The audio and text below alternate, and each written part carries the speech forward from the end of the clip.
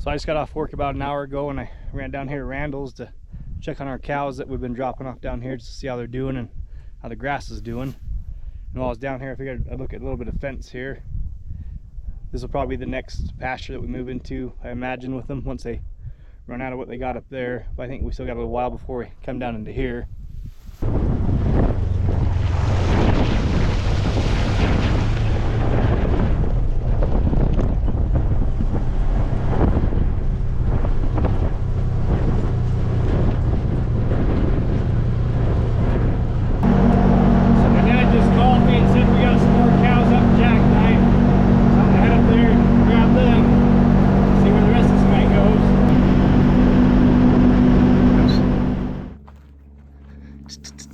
Come on, cows. Come on, cows. Easy, cows. Come on, Kiwi. Come on, Kiwi. Yep, yep, yep, yep, yep, yep, yep, yep, yep, yep, yep, yep, yep, yep, yep. So I got the kids with me today. So we just got a few easy projects we're gonna try to do. Well, since I've got the kids, there's things I can do with them. We got Stevie and Ellis.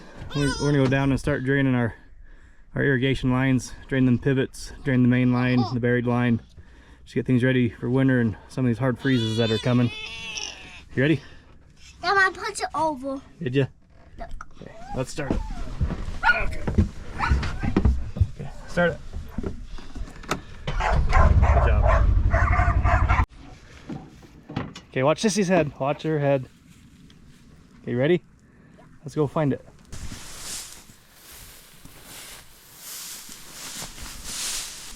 Yeah, I found it. Can't see it? See that? Okay, we gotta pop that cap off.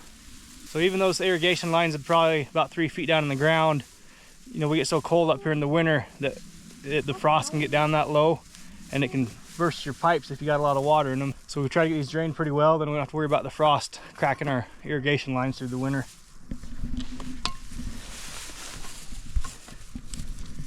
Where is it? You gotta hook on the lip of it and pull off the white cap here. Let me show you? Yeah. I'll show you on this one, okay? Let me see. That's your pretty good photographer. So I doubt you guys can see it, but there's just a valve down there, and I use this long stick that has that kind of U-shaped point on it. You just twist it and that opens up the buried line.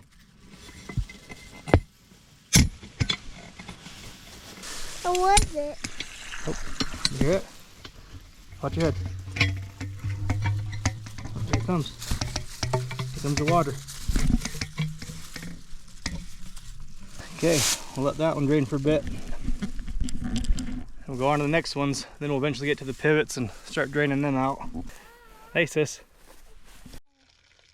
Why are we draining it? Yeah. So the water doesn't freeze in the winter. We gotta make sure all this stuff's drained.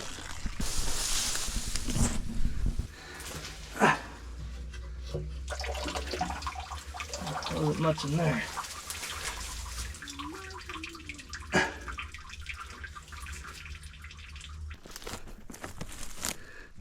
Mama, I can do it. Oh, you can do this one, huh?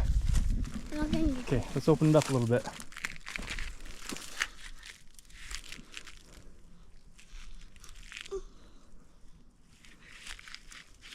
So we've been really warm and really dry this fall. I almost feel like it's been a lot warmer than normal. I know we've been in the 70s and 80s. I think today we're in the low 70s, it feels like. I mean, beautiful days. It just hasn't gotten very cold yet. But we've had maybe 6 or 7 mornings below zero, or not below zero, but below freezing. There might have been a few more than that, but I haven't really been keeping that close a track. What do you think, sis? Huh? Come on, strong boy. Keep going. Pull it off. Good job. Okay.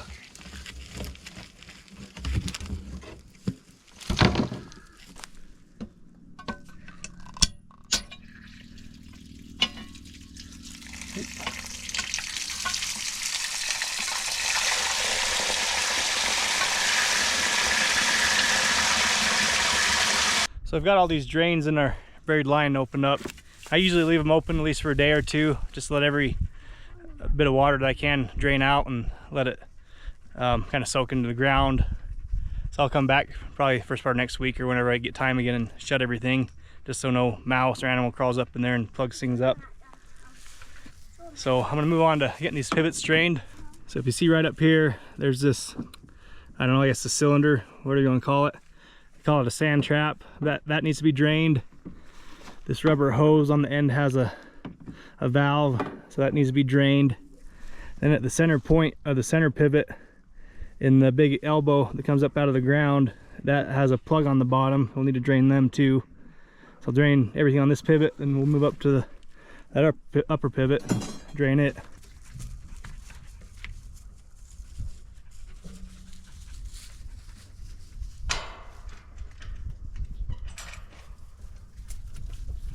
What, Daddy?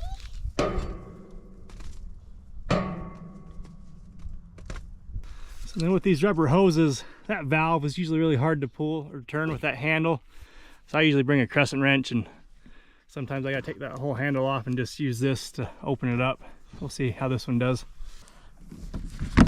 Careful, buddy. Hey, how about you sit down? Why?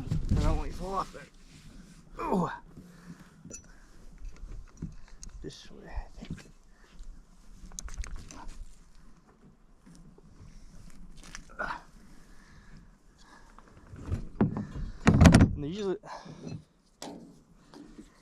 And usually there's a whole tube full of mud and silt in here. I try to squeeze it out.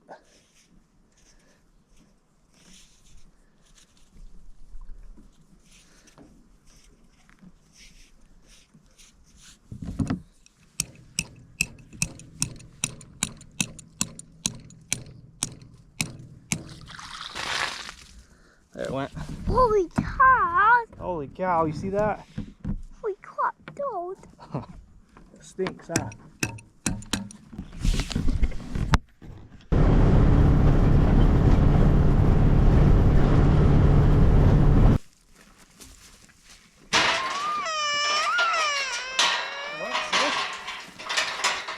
So this is the elbow I'm talking about. It goes up the center pivot.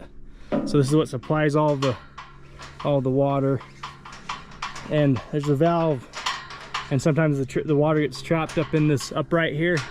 So I always like to pull these plugs on the bottom to make sure this all drains. Papa. Okay, ready? Okay, twist it. Come twist it off. Turn it. Keep going. Okay. Keep going. Keep going. Okay, hold on to it, don't lose it. Okay, keep going. Pull it all the way off. Oh, good job. Let's put some thread seal on there. Why? Just helps it come off easier next time. Oh, push it. Okay, now now pull it off. Get another bite. Okay, push. Oop. Okay, push. Oh, is it tight? Yep. Good job. Okay, let's go to the next one. I can twist it around. You want to twist it? Mom, I can twist it. Okay. Okay, this one might have a lot of water. Okay.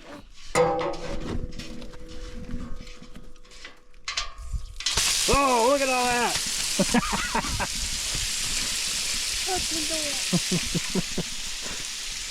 Good, you held on to it, didn't you?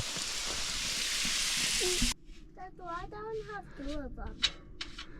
Oh, we're just checking. The one and that one. No water in that one, huh?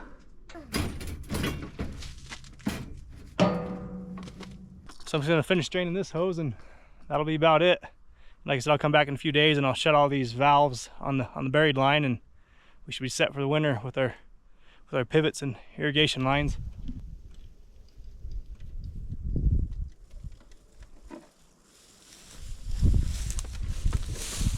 So yesterday my dad opened up the gate to let all of our cows out into the hay fields down there at Randall's, and we got a fence charger down there that isn't working, so I'm just going to swap it out real quick with this one that I got and try to get that electric fence going before the cows start pushing on anything too hard.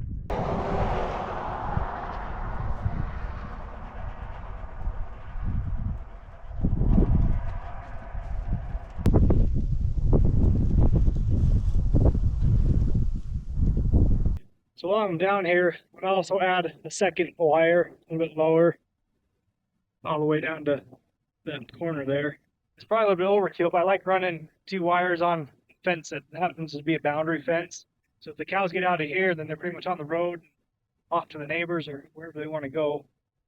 So, like I said, it's probably a little bit overkill, but I just like sleeping peacefully at night, not having to worry about it, you know.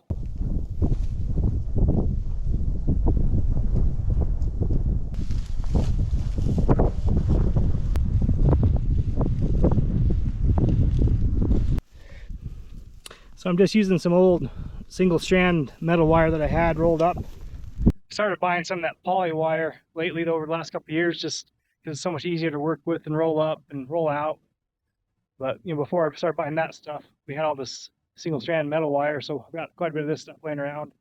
I don't use it a whole lot anymore unless I'm putting it up on a fence that I probably won't take down again. So I bought a couple of these Speedrite fence chargers over the last few years, and I sure seem to like them. They're kind of spendy, but I haven't had any problems with them, and seem like they're pretty good quality. So that's what I'm going to stick down here and replace that other one.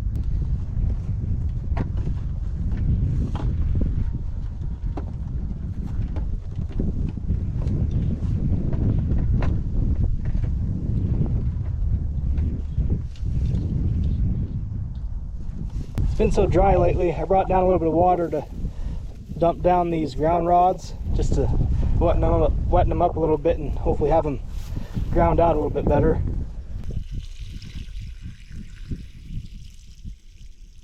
Alright, turn this thing on and see what kind of juice we got going here. I keep saying every year I'm going to get one of those actual electric fence testers, but I just use one of these insulated wires and I just judge how loud the snap is when I touch the wire to the metal T-post.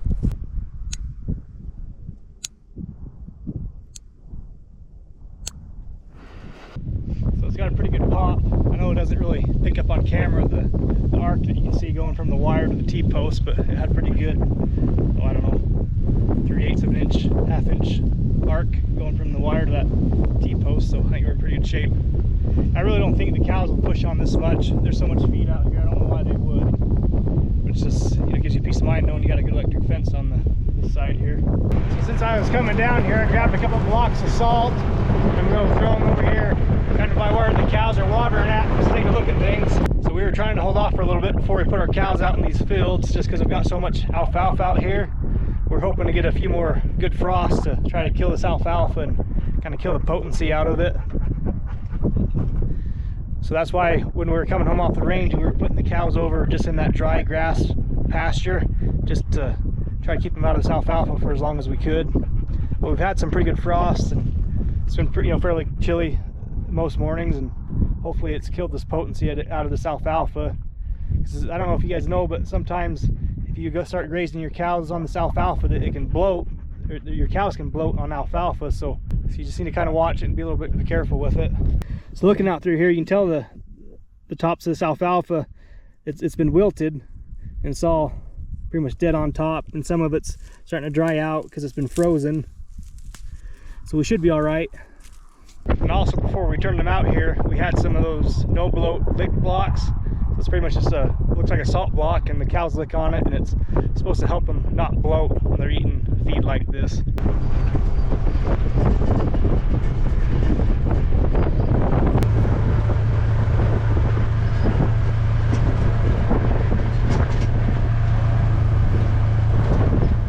Another thing that makes us not worry too much about bloating these cows is they're not eating just straight alfalfa, you know, in that field that I was showing you.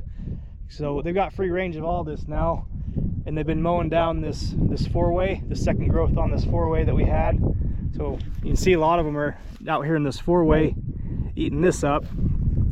And then where we're watering them at is back over here in that grass pasture where we first started at. I'll drive over there and I'll show you. So sometimes when I'm mentioning these terms like bloat, I forget that some of you guys might not be familiar with those terms or realize what I'm talking about. So bloat in cattle can be caused a lot by what they're eating. So when cows eat food, you know, their grasses or whatever they're eating, they've got all these stomachs, and to digest that food, they kind of use a fermentation process to digest the food. And with that process, they get a lot of gas buildup, and usually they release that gas by belching or whatever. But sometimes when they're eating certain foods like alfalfa, they build up a lot of gas and they can't release that gas, and it causes like I think they call it a frothy bloat, and it can kill your cows. So that's just what we're kind of worried about when I'm saying we might bloat cattle on alfalfa. So that's why we're pretty careful when we're putting cows on alfalfa to graze. We try to be as careful as we can. So when I'm talking about cattle bloat, that's kind of what I'm talking about there. It's just a buildup of gases inside the cow's stomach that can cause them to die if it's not taken care of almost immediately. So then when you're grazing things like alfalfa, or I believe clover and things like that, it just ups the chance of bloat happening in cattle just because of the type of feed it is. It just produces more gases while it's being digested.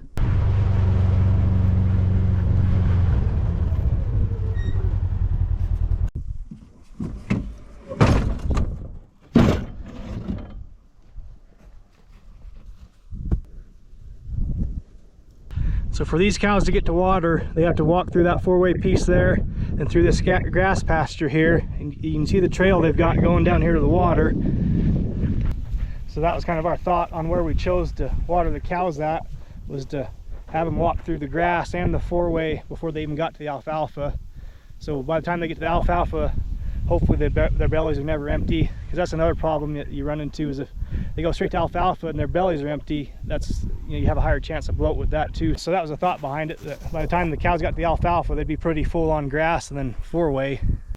So yeah, and the cows just come right down here to water out of tin cup here.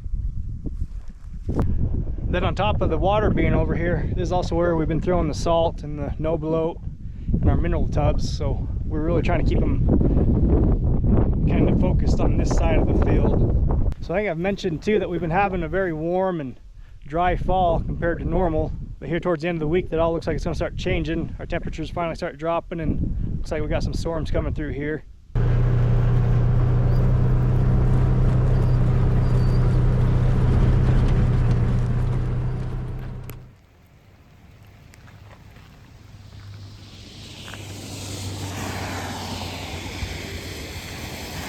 Well, this rainstorm showed up last night and it's really settled in here. Seems like it's not really raining a lot, but it's just a constant drizzle. Been working for Old Dominion all week, so it's a pretty good day to be sitting in a truck. So I'm just getting home from work, and you guys can see the snow up there in the mountains. Supposed to get a bit colder tonight too, and maybe there'll be a little bit of snow here on the valley floor. We'll have to wait and see. So one of my friends was coming home from work and said we had some cows out down there at Randall, so I'm gonna run down there and see what we have going on.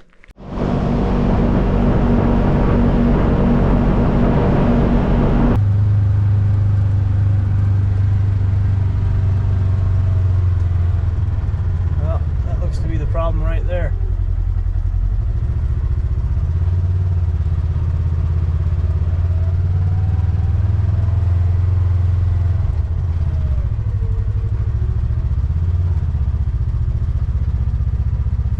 Oh, cavies.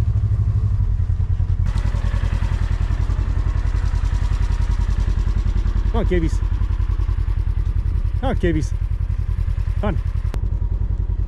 Oh, that dummy. Yep, there he went right in the cattle guard. Dummy. Hey, hey. Watch where your friends are going. Hey. Hey, hey. Hey. Hey. Come on. Come on. Hey, come on.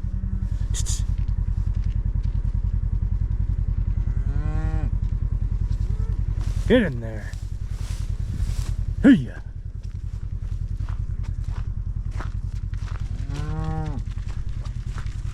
Ah, get out of here, you dummies. I swear nothing makes you more frustrated than when your cow's got all this nice green hay to eat and they push on the fences. You can see here they just pushed right through this pole fence and went right through there. I Like there's not enough green alfalfa out there to eat. You want to eat this dry, dead grass. Kind of frustrating sometimes.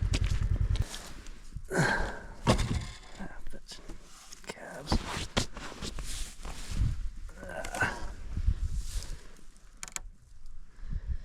Yeah.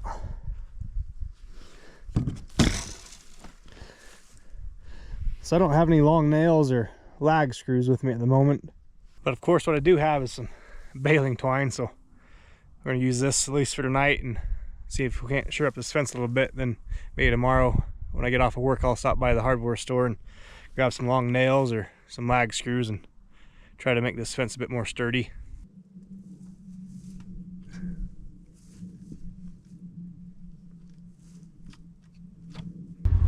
Well, I got it farmer rigged back up for now.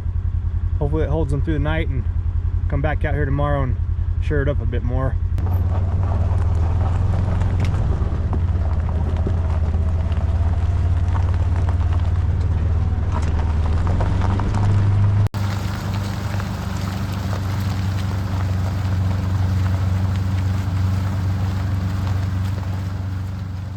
I'm just getting home from work, and my dad's been moving a few cows around and some of our bulls, and so I'm gonna run over here to our corrals and try to load up a cow and calf of mine and take her and her calf down to Randall's.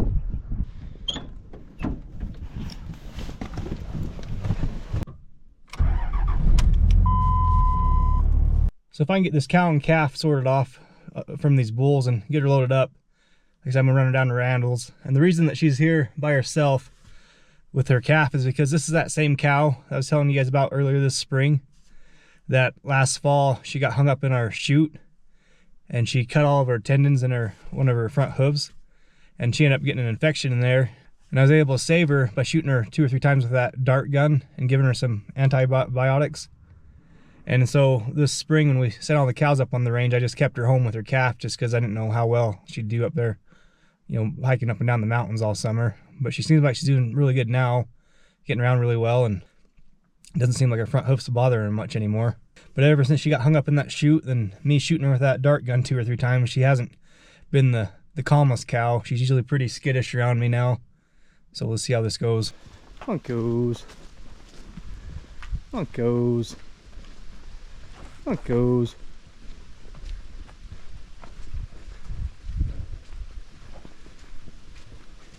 Her calves are looking good though, nice and plump.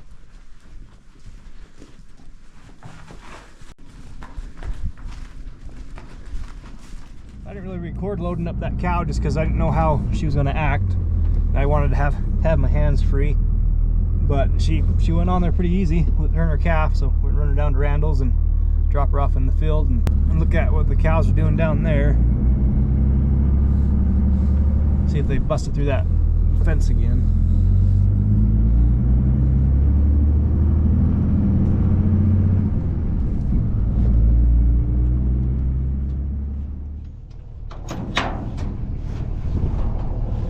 How it goes. How it goes. On. On.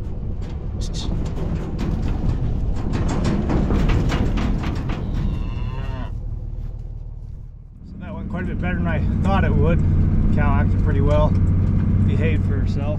So we didn't really get the snow that they were calling for. It just didn't get cold enough. I know up in the upper valley when I went to work this morning, they got a skiff up there and even more up higher.